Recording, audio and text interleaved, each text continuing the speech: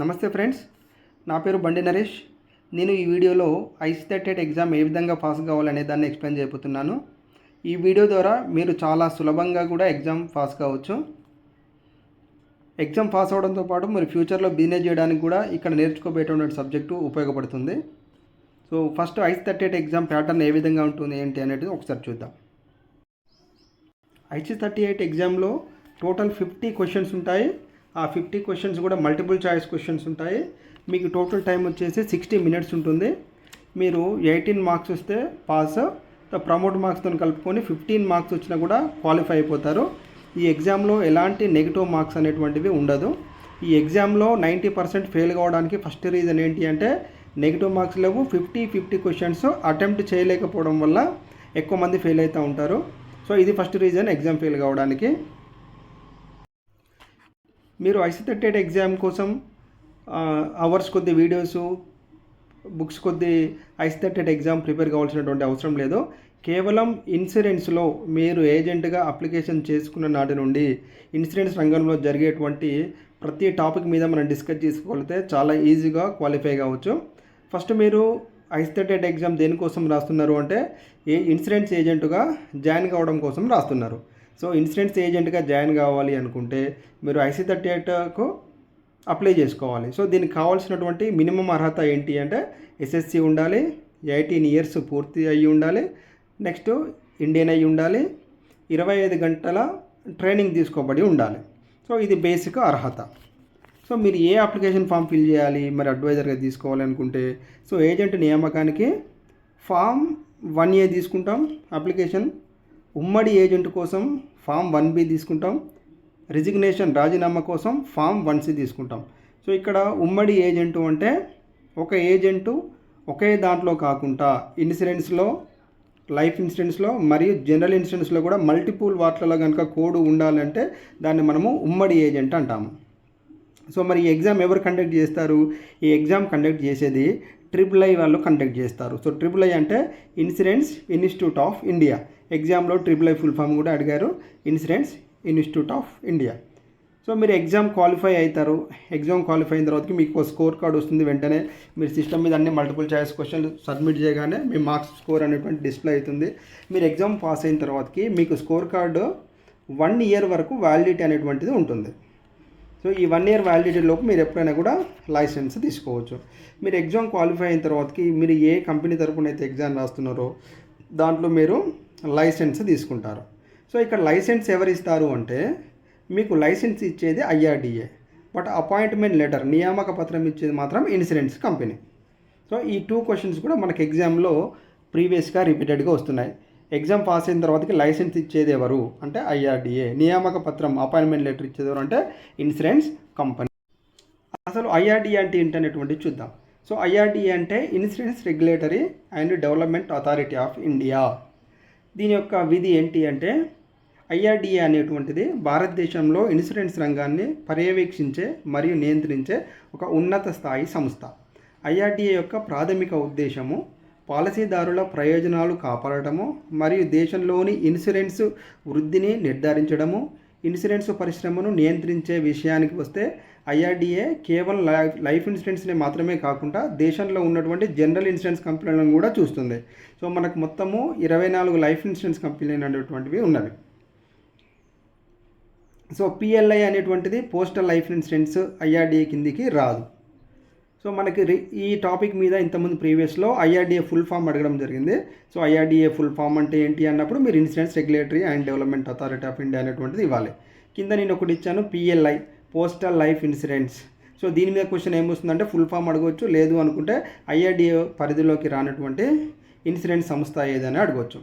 ఇంకా మీకు రిపీటెడ్గా ఇచ్చే క్వశ్చన్లో బీమాకు మూలం కొద్ది మందికి వచ్చే నష్టాన్ని అనేక మందికి పంచడాన్ని మనం బీమా మూలము అంటాము.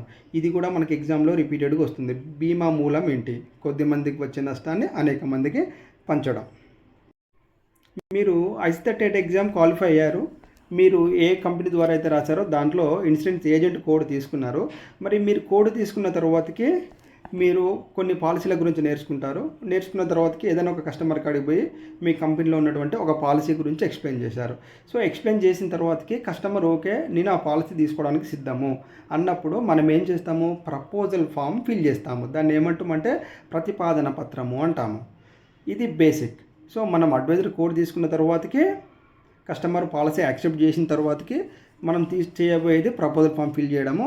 సో ప్రపోజల్ ఫామ్ ఏ విధంగా ఫిల్ చేస్తాము, నింపవలసినటువంటి విషయాలు ఏంటి. ప్రపోజల్ ఫామ్లో పేరు, చిరునామా, స్టడీ, వృత్తి, ఆరోగ్య విషయాలు, తనకున్నటువంటి అలవాట్లు, తనకు వచ్చేటువంటి రాబడి, ఇన్కమ్ ఎంత, కుటుంబం సంబంధించినటువంటి పూర్తి డీటెయిల్స్ అనేటువంటిది ఎంటర్ చేస్తాం.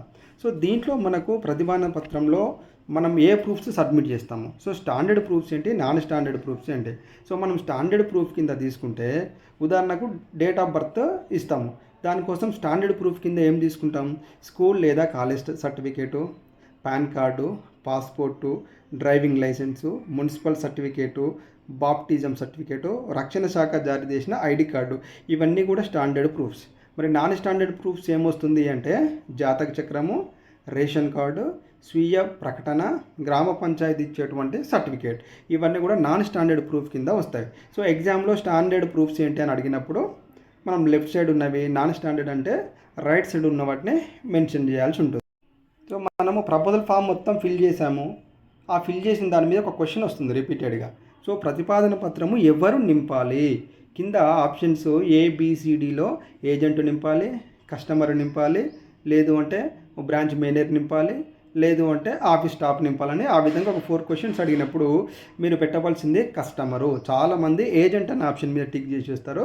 రిపీటెడ్ క్వశ్చన్, మీరు పెట్టవలసింది కస్టమర్ స్వదస్థిరుతో నింపుతాడు అని చెప్పేసి ఆప్షన్ ఇవ్వాలి. సో నెక్స్ట్ ఏజెంటుని ఏమంటాము అంటే ప్రైమరీ అండర్ రైటర్ అంటాము. సో అండర్ రైటర్ అంటే ఏంటనేది కూడా మనం డిస్కస్ చేద్దాము. ఫస్ట్ ఏజెంట్ని ఏమంటామంటే ప్రైమరీ అండర్ రైటర్ అంటాము. సో నామినీని ఎవరు పెట్టాలి, మరి అప్లికేషన్ ఫామ్లో నామినీని రక్త సంబంధికులను మాత్రమే పెట్టాలి. సో అప్లికేషన్ ఫామ్ అంతా ఫిల్ చేసాము. మనం ఫిల్ చేసిన తర్వాతకి మనకు పేమెంట్ చేసాము, మనకు ఒక రిసిప్ట్ ఇచ్చారు, పేమెంట్ రిసిప్ట్. సో దాన్ని ఏమంటాము అంటే ఫస్ట్ ప్రీమియం రిసిప్ట్ అంటాము, FPR. ఈ ఫుల్ ఫామ్ కూడా గుర్తుపెట్టుకోండి. సో ఫస్ట్ ప్రీమియం రిసిప్ట్ యొక్క మీనింగ్ ఏంటి అంటే కస్టమర్కు మరియు బీమా కంపెనీకి మధ్యలో కాంట్రాక్టు ప్రారంభమైందని అర్థం. సో ఈ క్వశ్చన్ కూడా రిపీటెడ్గా వచ్చింది, కస్టమర్కి బీమా కంపెనీకి కాంట్రాక్టు ప్రారంభమైందని అర్థం. సో నెక్స్ట్ అండర్ రైటర్ అంటే ఏంటి, సో మనము ప్రపోజల్ ఫామ్ ఫిల్ చేసాము, నెక్స్ట్ దానికి సంబంధించిన డాక్యుమెంట్స్ అన్నీ ఇచ్చాము, పేమెంట్ చేసాము, వాళ్ళు మనకు రిసిప్ట్ ఇచ్చారు. సో దీన్ని ఎవరు వెరిఫై చేస్తారంటే అండర్ రైటర్ వెరిఫై చేస్తాడు మన అప్లికేషన్ ఫామ్ అంతా కూడా. సో అండర్ రైటర్లలో 2 రకాలు ఉంటారు. ఫస్ట్ అండర్ రైటర్ అంటే మన ఇన్సూరెన్స్ ప్రపోజల్ ఫామ్ని ఎవరైతే వెరిఫై చేస్తారో వాళ్ళని మనం అండర్ రైటర్ అంటాం. అండర్ రైటర్లో 2 రకాలు ఉంటారు. ఒకటి మెడికల్ అండర్ రైటర్, రెండవది financial under writer. So medical under writer అంటే సో మనకు ఉన్నటువంటి హెల్త్ కండిషను, మన హైట్, వెయిట్, ఇవన్నీ ఆధారంగా చూసి తనకు మనం పాలసీ ఇవ్వచ్చా ఇవ్వరాదా. ఒకవేళ తనకి ఏమైనా ఆరోగ్య సమస్య నామినల్గా ఉంటే తనకి ఏమైనా ఎక్సెస్ ప్రీమియం వేసి ఇవ్వాలా ఏందని డిసిషన్ తీసుకునే వాళ్ళను మెడికల్ అండర్ రైటర్ అంటాము. ఫైనాన్షియల్ అండర్ రైటర్ అంటే మనం ఎంత ప్రీమియంకు ఎంత ఇన్సూరెన్స్ కవరేజ్ ఇవ్వచ్చు అని డిసైడ్ చేసే వాళ్ళను ఫైనాన్షియల్ అండర్ రైటర్ అంటాము. సో మనం అంతా హెల్తీగా ఉన్నాము, మనకు పాలసీ వచ్చింది, మనకు బాండ్ బుక్ కూడా వచ్చేసింది, మరి మనకు వచ్చినటువంటి బాండ్ బుక్ మనం క్యాన్సిల్ చేసుకోవడానికి అవకాశం ఉంటుందా అంటే ఉంటుంది. దాన్ని మనం ఏమంటాము అంటే ఫ్రీ లుక్అప్ పీరియడ్ అంటాం. అంటే మనకు పాలసీ బాండ్ బుక్ వచ్చిన తర్వాతకి కూడా మనము 15 రోజుల వరకు క్యాన్సిల్ చేసుకునేటువంటి అవకాశం ఉంటుంది. దీన్ని ఉచిత పరిశీలన కాలము అంటాము. సో ఇది కూడా ఇంతకుముందు ప్రీవియస్ ఎగ్జామ్లో వచ్చిన క్వశ్చన్. మనకు పాలసీ నచ్చింది, మనం క్యాన్సిల్ చేసుకోలేదు, మనం నెక్స్ట్ 1 ఇయర్ తర్వాతకి మళ్ళీ ప్రీమియం కట్టాల్సి వస్తుంది. దాన్ని ఏమంటామంటే మనము రెన్యువల్ ప్రీమియం అంటాము. 2వ సంవత్సరము లేదా 6 నెలలకు ఒకసారి పెట్టుకుంటే 6 నెలలకు వచ్చినా కూడా దాన్ని ఇవన్నీ కూడా ఏమంటామంటే రెన్యువల్ ప్రీమియం అంటాము. సో దాన్ని గ్రేస్ పీరియడ్ అంటాం. మన డ్యూ డేట్ వచ్చిన తర్వాతకి ఎన్ని రోజుల్లోపు కట్టుకోవాలి అనే దాన్ని గ్రేస్ పీరియడ్ అంటాము. దానికి ఎన్ని రోజుల సమయం ఉంటుందంటే 30 డేస్ లేదా 1 నెల సమయం అనేటువంటిది ఉంటుంది. సో 1 ఇయర్ అయిపోయింది, మనకి ఎలాంటి హెల్త్ ప్రాబ్లం రాలేదు, పాలసీ కొనసాగుతూ ఉంది. ఒకవేళ కస్టమర్ కనుక మనం పాలసీ స్టార్ట్ చేసిన కానుండి 3 సంవత్సరాల లోపు కనుక మరలిస్తే దానిని ఎర్లీ క్లైమ్ అంటాము. లేదు 3 సంవత్సరాల తర్వాతకి మరణిస్తే దాన్ని మనం నాన్ ఎర్లీ క్లెయిమ్ అంటాము. సో ఐఆర్డిఏ నిబంధన ఏం చెప్తుంది? దాన్ని వివాద రహిత నిబంధన అంటాము. 3 సంవత్సరాలు పూర్తయిన తర్వాతకి కస్టమర్ మరణిస్తే రిజెక్ట్ చేయడానికి, తిరస్కరించడానికి వివాదరహిత నిబంధన ద్వారా రిజెక్ట్ చేయడానికి వీలు లేదు. నెక్స్ట్ ఐఆర్డిఏ క్లెయిమ్ నిబంధనలు ఏం చెప్తుంది? సో మనం ఏదైనా కస్టమర్ రిస్క్ జరిగినప్పుడు, మరణించినప్పుడు ఐఆర్డిఏ అన్ని పత్రాలు ఒకేసారి సమర్పించాలి. రెండవది, కంపెనీ అదనపు పత్రాలు కావాలి అంటే 15 రోజుల లోపు అడగాలి. క్లెయిమ్ చెల్లింపు గడువు వచ్చేసి 30 రోజులు ఉంటుంది. క్లెయిమ్ విచారణలో ఆలస్యమైతే 6 నెలలు ఆలస్యమైతే బ్యాంకు వడ్డీ కన్నా 2% అదనంగా చెల్లించాల్సి వస్తుంది. మరి పాలసీ అమ్మకంలో ఏజెంట్ యొక్క పాత్ర ఏంటి? సో పాలసీ అమ్మకంలో 4 రకాల పాత్రలు ఉన్నాయి. ఒకటి అమ్మకం దశ, నెక్స్ట్ ప్రపోజల్ దశ, పాలసీ రెన్యువల్ దశ, క్లెయిమ్ దశ. సో అమ్మకం దశలో బీమా ఎంచుకోవటంలో ఉత్తమమైనటువంటి సలహా ఇవ్వటము. సో కస్టమర్కి మనం పాలసీ అమ్మేటప్పుడు ఏజెంట్ అనేటువంటి వ్యక్తి ఏది మంచి పాలసీ అని చెప్పేసి సలహా ఇవ్వటము. ప్రపోజల్ దశ అంటే ప్రపోజల్ ఫామ్ను ఏ విధంగా నింపాలి అని చెప్పేసి సహాయపడడం. పాలసీ రెన్యువల్ దశ ఒక 1 year లేదా 6 months అయిన తర్వాతకి వాళ్ళకి ఎప్పుడైతే రెన్యువల్ వస్తుందో దాన్ని ఇన్ఫామ్ చేయాలి. నెక్స్ట్ క్లెయిమ్ దశ, కస్టమర్ కనుక క్లెయిమ్ మెచ్యూరిటీ లేదా డెత్ క్లెయిమ్ వచ్చినప్పుడు తను క్లెయిమ్ సెటిల్మెంట్ చేసుకోవడానికి తోడ్పడటం. ఇవి పాలసీ అమ్మకంలో ఏజెంట్ యొక్క పాత్ర. ఒకవేళ మనం ప్రీమియం కడుతూ వెళ్తున్నాం, కస్టమర్కి ఏదైనా సమస్య వచ్చింది, ఏదైనా క్లెయిమ్ జరిగింది, ఆ ఇన్సూరెన్స్ కంపెనీ బీమా కంపెనీ క్లెయిమ్ చెల్లించడం లేదు, లేదా ఇతర ఏ సమస్య వచ్చినా కానీ మనకు ఐజీఎంఎస్ సమీకృత ఫిర్యాదుల వ్యవస్థ, ఇంటిగ్రేటెడ్ గ్రీవియన్స్ మేనేజ్మెంట్ సిస్టమ్, ఈ ఫుల్ ఫామ్ రెగ్యులర్గా ఎగ్జామ్లో అడగడం జరుగుతుంది. సో మనకు సమీకృత ఫిర్యాదుల వ్యవస్థ ఉంది. దాంట్లో మొదటి ఏంటి అంటే అంబుడ్స్మెన్కు మనము ఫిర్యాదు అనేటువంటిది చేస్తాము. సో ఈ అంబుడ్స్మెన్కు ఫిర్యాదు చేయడానికి సో బీమా ఎంత లోపు ఉంటే మనం ఫిర్యాదు చేయొచ్చు అంటే 20 లక్షల లోపు కనుక ఉంటే మనం అంబుడ్స్మెన్కు మనకు సమస్యలు ఉంటే ఫిర్యాదు చేయొచ్చు. లేదు ఇంకా మనకు అదనంగా డిస్ట్రిక్ట్ ఫోరం ఉంటుంది, స్టేట్ కమిషన్ ఉంటుంది, నేషనల్ కమిషన్ ఉంటుంది. సో డిస్ట్రిక్ట్ ఫోరంలో కూడా 20 లక్షల వరకే ఉంటుంది. స్టేట్ కమిషన్లో 20 లక్షల నుండి 1 కోటి బీమా వరకు ఉంటుంది. నేషనల్ కమిషన్లో 1 కోటి పైన నేషనల్ కమిషన్లో ఉంటుంది. సో మరి బీమా అంబుడ్స్మెన్కు డిస్ట్రిక్ట్ ఫోరం రెండు కూడా ఒకటే కదా. డిఫరెన్స్ ఏంటంటే అంబుడ్స్మెన్ అనేటువంటిది పూర్తిగా ఇన్సూరెన్స్ సంబంధించినటువంటి ఫిర్యాదులే తీసుకుంటుంది. డిస్ట్రిక్ట్ ఫోరంలో ఇన్సూరెన్స్తో పాటు రకరకాల ఫిర్యాదులు కూడా తీసుకుంటుంది. పాలసీలలో రకాలు చూద్దాము. మనకు పాలసీలలో డిఫరెంట్ టైప్స్ ఆఫ్ పాలసీలు ఉంటాయి. దాంట్లో ముఖ్యమైనది ఏంటి అంటే term policy. So term policy అంటే ఇది కేవలం ఇన్సూరెన్స్ కోసం మాత్రమే తీసుకున్నటువంటి పాలసీ. దీంట్లో ఎలాంటి సేవింగ్ పర్పస్ ఉపయోగపడదు. ఉదాహరణకు 1 కోటి రూపాయలు నేను టర్మ్ పాలసీ తీసుకుంటే నాకేమైనా రిస్క్ జరిగితే నాకు ఇన్సూరెన్స్ కవరేజ్ వస్తుంది, నాకు రిస్క్ జరగకుంటే ఇన్సూరెన్స్ కవరేజ్ రాదు. టర్మ్ పాలసీలలో కూడా 2 రకాల పాలసీలు ఉంటాయి. ఒకటి రిఫండబుల్, రెండవది నాన్ రిఫండబుల్. ఒకవేళ తను కట్టిన డబ్బులు తనకు వస్తూ ఇన్సూరెన్స్ కవరేజ్ కావాలి అనుకుంటే రిఫండబుల్. సో నాకు ఎలాంటి ప్రీమియం అవసరం లేదు, నాకు తక్కువ ప్రీమియం తోటి ఎక్కువ ఇన్సూరెన్స్ కవరేజ్ కావాలనుకుంటే నాన్ రిఫండ్ అనే దాన్ని సెలెక్ట్ చేసుకుంటాం. Endowment policy. ఎండోమెంట్ పాలసీ అంటే దీంట్లో పొదుపు ఉంటుంది మరియు పొదుపుతో పాటు ఇన్సూరెన్స్ కవరేజ్ కూడా ఉంటుంది. మూడవది whole life policy. Whole life policy అంటే 100 సంవత్సరాల వరకు ఇన్సూరెన్స్ కవరేజ్ను ప్రొవైడ్ చేసే పాలసీలను మనం ఓల్ లైఫ్ పాలసీలు అంటాము. నెక్స్ట్ పార్ ప్రొడక్ట్ అండ్ నాన్ పార్ ప్రొడక్ట్. సో మనం ఏదైనా ఒక పాలసీ తీసుకుంటే సో ఆ పాలసీ ఆ కంపెనీ యొక్క లాభాలతో కనుక మనకు పాలసీ బెనిఫిట్స్ వస్తే దాన్ని పార్ ప్రొడక్ట్ అంటాము. నాన్ ప్రొడక్ట్ అంటే బీమా కంపెనీకి వచ్చే లాభాలతో సంబంధం లేకుండా మనకు మెచ్యూరిటీ వస్తే దాన్ని మనము నాన్ పార్ ప్రొడక్ట్ అంటాము.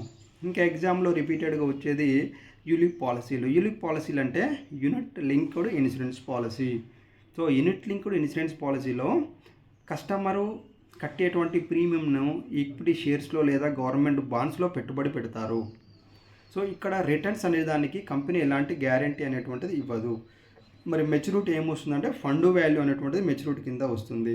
కస్టమర్ రిస్క్ జరిగినప్పుడు తనకేమి ఇస్తారు డెత్ క్లెయిమ్ అంటే ఫండ్ వాల్యూ లేదా సమ్ అష్యూర్డ్ రెండిట్లో ఏది ఎక్కువ ఉంటే దానిని మెచ్యూరిటీ కింద ఇవ్వడం జరుగుతుంది. మనకు కొన్ని ఇంపార్టెంట్ ఇన్సూరెన్స్ యాక్ట్స్ ఉన్నాయి. అది 1938 ఇన్సూరెన్స్ యాక్ట్ ప్రకారము సెక్షన్ 38 ఏం చెప్తుంది అంటే అధికారాల బదలాయింపు. అంటే ఉదాహరణకు ఒక కస్టమరు ఒక బ్యాంకులో లోన్ తీసుకున్నాడు, ఒక 50 లక్షల రూపాయలు లోన్ తీసుకున్నాడు. తను ఆ లోన్ కోసము ఒక 50 లక్షల రూపాయల ఇన్సూరెన్స్ పాలసీ తీసుకున్నాడు. సో తనకి ఏమైనా రిస్క్ జరిగినప్పుడు ఆ 50 లక్షల రూపాయలు బ్యాంక్ అనేటువంటిది తీసుకుంటుంది. అంటే ఇక్కడ ఏమవుతుందంటే ఒక పాలసీకి సంబంధించినటువంటి అధికారాలు మొత్తం కూడా బ్యాంకుకు షిఫ్ట్ అయిపోతుంది. దీన్ని ఏమంటామంటే మనం అధికారాల బదలాయింపు అంటాము. ఇది సెక్షన్ 38 చెప్తుంది. సో సెక్షన్ 39 ఏం చెప్తుంది అంటే నామినీ గురించి చెప్పేది సెక్షన్ 39. సెక్షన్ 41 కస్టమర్కు కమిషన్ ఇవ్వడం అనేటువంటిది నిషేధము. ఇది సెక్షన్ 41 చెప్తుంది. నెక్స్ట్ సెక్షన్ 45 ఏం చెప్తుందంటే వివాదరహిత నిబంధన. నేను ఇంతకుముందు చెప్పినట్టు ఎవరైనా కస్టమర్ 3 సంవత్సరాలు కనుక ప్రీమియం కట్టుకుంటూ వెళ్తే కస్టమర్ డెత్ జరిగినప్పుడు ఎలాంటి వివాదం లేకుండా క్లైమ్ సెటిల్మెంట్ అనేటువంటిది చేయాల్సి ఉంటుంది. ఇది మనకు ఇంపార్టెంట్. నెక్స్ట్ మనకు కీ మ్యాన్ ఇన్సూరెన్స్ అంటే ఏంటి, ఎంఆర్ఐ అంటే ఏంటి, ఎండబ్ల్యూపీ అంటే ఏంటి అనేటువంటివి రిపీటెడ్గా ఎగ్జామ్లో వచ్చేసి క్వశ్చన్స్. కీ మ్యాన్ ఇన్సూరెన్స్ అంటే ఒక వ్యాపారంలో వ్యాపార రక్షణ కోసం ముఖ్యమైన వ్యాపార సభ్యునికి ఈ కీ మ్యాన్ ఇన్సూరెన్స్ అనేటువంటిది ఇస్తారు. ఇది వ్యాపార ఆర్థిక నష్టాన్ని భర్తీ చేస్తుంది. సో ఒక వ్యాపారంలో ఎవరైతే ఎక్కువ షేర్ ఉంటుందో లేదంటే ఎవరైతే కీ రోల్ పోషిస్తాడో తనకు రిస్క్ జరిగినప్పుడు ఇన్సూరెన్స్ క్లెయిమ్ కావడం కోసం ఉండేదే key man insurance. Next mortgage redemption insurance, MRI full form కూడా రెగ్యులర్గా ఎగ్జామ్లో అడగడం జరుగుతుంది. ఎంఆర్ఐ మార్టిగేజ్ రిడెంప్షన్ ఇన్సూరెన్స్ అంటే గృహ రుణ గ్రహీతలకు ఆర్థిక రక్షణ కోసం ఇది ఇస్తారు. దీన్ని తగ్గుతున్న టర్మ్ ఇన్సూరెన్స్ పాలసీ అని కూడా అంటారు. ఎవరైనా హౌస్ లోన్ తీసుకున్నప్పుడు ఇచ్చే ఇన్సూరెన్స్ను మనం ఎంఆర్ఐ ఇన్సూరెన్స్ అంటాం. Next MWP act 1874 section 6 MWP marriage women property act. దీంట్లో రిపీటెడ్గా వచ్చే క్వశ్చన్ ఏంటంటే ఎండబ్ల్యూపీ యాక్ట్లో పాలసీ క్లైమ్ అనేటువంటిది ఎవరికి చెల్లిస్తారు, ట్రస్టీ లేదా ధర్మకర్తకు చెల్లించడం జరుగుతుంది. ఈ 3 కూడా important, key man, MRI and MWP. Next human life value. So human life value అంటే ఏంటి, ఒక వ్యక్తి భవిష్యత్తులో ఎంత సంపాదించగలడో అంచనా వేయడాన్ని హ్యూమన్ లైఫ్ వాల్యూ అంటారు. ఉదాహరణకు ఒక వ్యక్తి సంవత్సరానికి 1,20,000 రూపాయలు ఆదాయం వస్తుంది. తను సంవత్సరానికి ఖర్చులు 24,000 రూపాయలు అవుతున్నాయి. అప్పుడు తన యొక్క నెట్ ఇన్కమ్ వచ్చేసి 96,000 రూపాయలు అవుతుంది. అంటే తను మరణిస్తే ఆ కుటుంబానికి జరిగే నష్టము 96,000. సో తను ఒకవేళ బ్రతుకుంటే ఆ కుటుంబం ఎంత కోల్పోతుంది అనేది ఒక 8% చొప్పున వేసుకుంటే human life value equal to 96,000 into 100/8. అప్పుడు ఎంత అవుతుంది టోటల్ 12 lakhs. అంటే ఆ పర్సన్ యొక్క హ్యూమన్ లైఫ్ వాల్యూ 12 lakhs. 1,20,000 సంపాదించేటువంటి వ్యక్తి హ్యూమన్ లైఫ్ 12 lakhs. ఇది మనకు హ్యూమన్ లైఫ్ వాల్యూ. ఇన్సూరెన్స్లో మనకు లైఫ్ ఇన్సూరెన్స్ కంపెనీలు 24 ఉన్నాయి, జనరల్ ఇన్సూరెన్స్ కంపెనీలు 34 ఉన్నాయి. రీ ఇన్సూరెన్స్ కంపెనీ అంటే ఇన్సూరెన్స్ కంపెనీకి మళ్ళీ ఇన్సూరెన్స్ ప్రొవైడ్ చేసే సంస్థను మనం రీ ఇన్సూరెన్స్ కంపెనీ అంటాము. అది general insurance corporation of India ఉంది. విదేశీ రీ ఇన్సూరెన్స్ కంపెనీలు 11 ఉన్నాయి. ఇవి కాకుండా మనకు పోస్టల్ లైఫ్ ఇన్సూరెన్స్ కంపెనీ ఉంది. ఇది ఐఆర్డీఏ పరిధిలోకి రాదు. మనం ఇన్సూరెన్స్లో ఉండే కొన్ని చట్టాల గురించి నేర్చుకుంటే ముఖ్యమైన చట్టాలు జీవిత బీమా కంపెనీల చట్టము మరియు ప్రావిడెంట్ ఫండ్ చట్టము 1912లో వచ్చింది. దీని ముఖ్య ఉద్దేశం ఏంటి అంటే బీమా వ్యాపారాన్ని నియంత్రించేందుకు వచ్చినటువంటి చట్టము. రెండవది బీమా చట్టము 1938. దీని ముఖ్య ఉద్దేశము బీమా కంపెనీల నియంత్రణ. మూడవది జీవిత బీమా వ్యాపారము జాతీయం చేయబడింది. ఎప్పుడు జాతీయం చేయబడింది? సెప్టెంబర్ 1, 1956. అదే లైఫ్ ఇన్సూరెన్స్ కార్పొరేషన్. నాలుగవది నాన్ లైఫ్ ఇన్సూరెన్స్ వ్యాపారం జాతీయం చేయబడింది. అది ఎప్పుడు? 1972. దీన్ని మనం ఏమంటామంటే గిబ్నా అంటాము, general insurance business nationalisation act. ఐదవది వచ్చేసి మనకు మల్హోత్రా కమిటీ రిపోర్ట్ 1994లో ఏం చెప్తుందంటే ప్రైవేటు బీమా కంపెనీల భాగస్వామ్యం కూడా సిఫారసు చేసింది. నెక్స్ట్ ఆరవది 1999 insurance regulatory and development act. Life మరియు నాన్ లైఫ్ ఇన్సూరెన్స్ల కోసము చట్టబద్ధమైనటువంటి రెగ్యులేటరీ బాడీ ఇది. నెక్స్ట్ ఆరోగ్య బీమా గురించి చూస్తే మనకి హెల్త్ ఇన్సూరెన్స్లో ఆరోగ్య బీమా అంటే ఏంటి? ఆరోగ్యము, వ్యాధులు, ప్రమాదాల కారణంగా ఆసుపత్రి ఖర్చులు కవర్ చేస్తుంది ఇది. ఆ కవరేజ్లో గది లేదా మంచం ఖర్చు, వైద్యుల ఖర్చు, డయాగ్నోస్టిక్ ఖర్చు, నర్సింగ్ ఫీజు, ఆపరేషన్ సంబంధించిన ఛార్జీలు కవర్ చేస్తుంది. దీంట్లో కవర్ చేయని అంటే ఆరోగ్య బీమా. వీటిలో కవర్ చేయకూడనివి కాస్మెటిక్, ప్లాస్టిక్ సర్జరీ, డెంటల్, సౌందర్యం వంటి సాధారణ ఖర్చులు ఇవ్వబడదు. సో దీంట్లో 3 రకాలు. ఒకటి వ్యక్తిగత పాలసీ, రెండోది ఫ్యామిలీ ఫ్లోటర్ పాలసీ, మూడోది group health insurance policy. So వ్యక్తిగత పాలసీ అంటే ఒక వ్యక్తి తన కోసం హెల్త్ పాలసీ తీసుకుంటే అది వ్యక్తిగత పాలసీ. లేదు తనతో పాటు తన కుటుంబం కోసం కూడా తీసుకుంటే దాన్ని ఫ్యామిలీ ఫ్లోటర్ పాలసీ అంటాము. మూడవది గ్రూప్ హెల్త్ ఇన్సూరెన్స్ అంటే గ్రూప్స్కు లేదా అసోసియేషన్స్ లేదా ఆర్గనైజేషన్స్ కోసం తీసుకుంటే దాన్ని మనం ఏమంటామంటే గ్రూప్ హెల్త్ ఇన్సూరెన్స్ పాలసీ అంటాము. దీంట్లో షరతులు ఏముంటాయి? పాలసీ క్లెయిమ్ చేయాలి అంటే ఆసుపత్రిలో కనీసం 24 గంటలు చేరి ఉండాలి. రెండవది పీఈడి, ప్రీ ఎగ్జిస్టెంట్ డిసీజ్, అంటే ఆల్రెడీ ఆరోగ్య సమస్యలు ఉండేటివి ఏమన్నా ఉంటే వాటికి వెయిటింగ్ పీరియడ్ అనేటువంటిది 48 గంటలు ఉంటుంది.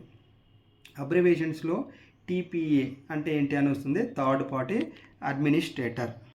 మనం ఇప్పటివరకు ఈ వీడియోలో మనము ఇన్సూరెన్స్ సంబంధించినటువంటి పూర్తి బేసిక్ నేర్చుకున్నాము. సో ఈ బేసిక్స్ ఆధారంగా మనం ఎగ్జామ్ అనేటువంటి చాలా సులభంగా పాస్ కావచ్చు.